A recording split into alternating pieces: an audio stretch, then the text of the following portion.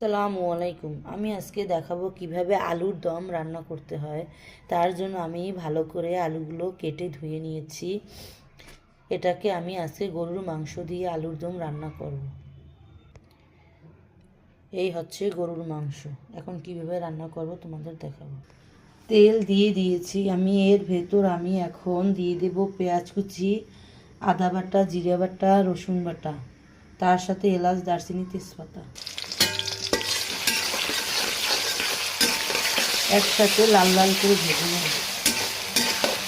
তাহলে খুব সুন্দর একটা স্মেল বের হয়। এর ভেতর আমি এলাচ, দারচিনি দিয়ে দেবো,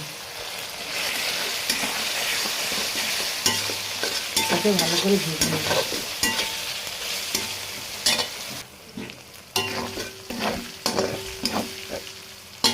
পরিমাণ মতো পানি দিয়ে দেব মশলা কষানোর জন্য। এর ভেতর আমি হলুদের গুঁড়া, মরিচের গুঁড়া, লবণ পরিমাণ মতো দিয়ে দেব। 5 মিনিট ভালো করে মশলাটাকে কষিয়ে নেব।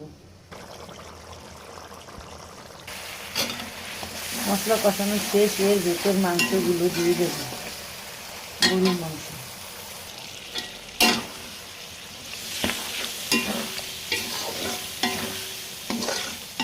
মাংসগুলো ভালো করে কষিয়ে নেব।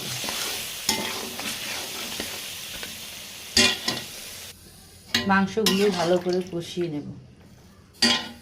এখন ঢাকনা দিয়ে 2 মিনিটের জন্য ঢেকে রাখবো।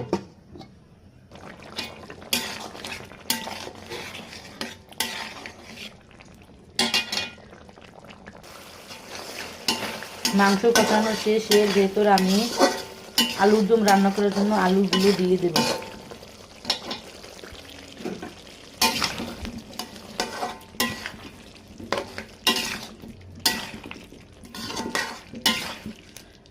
আলুগুলো ভালো করে মাংসের সাথে কষিয়ে নেব।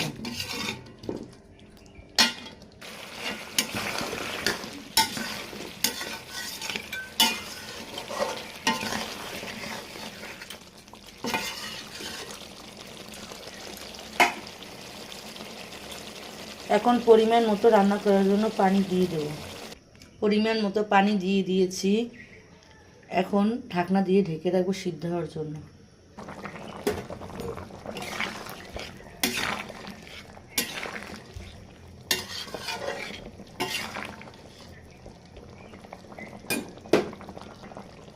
এর ভেতর আমি কাঁচামরিচ দিয়ে দেব।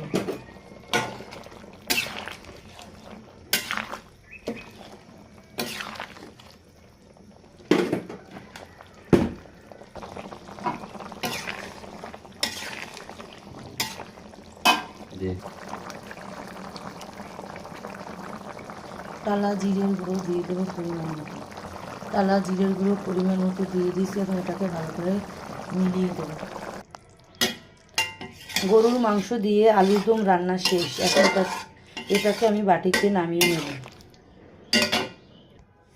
আমার আলুর দম রান্না ভালো লাগলে লাইক, কমেন্ট, শেয়ার করে দিবেন এবং চ্যানেলটাকে সাবস্ক্রাইব করে দিবেন। আর আপনারা বাসায় এভাবে রান্না করে খাবেন। আসসালামু আলাইকুম।